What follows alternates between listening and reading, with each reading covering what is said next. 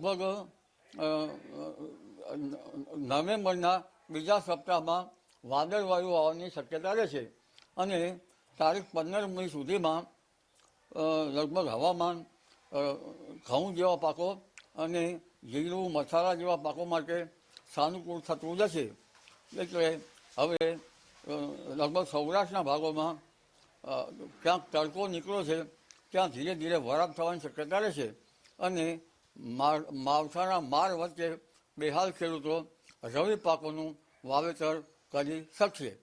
પરંતુ જીરા જેવા પાકોમાં ભેજિયા વાતાવરણના કારણે કાળીઓ ચરમો આવી જતો હોય છે તો ખેડૂત ભાઈઓએ પાક સંરક્ષણના પગલાં લેવા સારા રહે.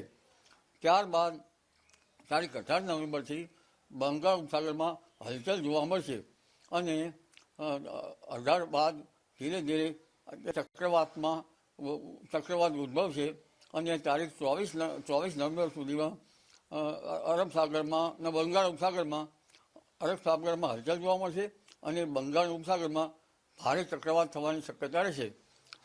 જેના કારણે તારીખ 18મી તો હવામાન પલટાશે પણ તારીખ 24-25 સુધીમાં પુનઃ વાદળવાયુ આવવાનું અને માવઠા જેવું હવામાન થઈ જવાની શક્યતા રહેશે. ધીરે ધીરે ડિસેમ્બરની શરૂઆતમાં પણ ઠંડા પવનો ફૂંકાશે અને ડિસેમ્બરના લગભગ બીજા સપ્તાહમાં કે ડિસેમ્બરની શરૂઆતમાં વાદળવાયુ આવવાની શક્યતા રહેશે. પરંતુ રવિ પાકો માટે ઠંડી પડવાની જરા શક્યતા રહેતા રવિ પાકો સારા થતા હોય છે.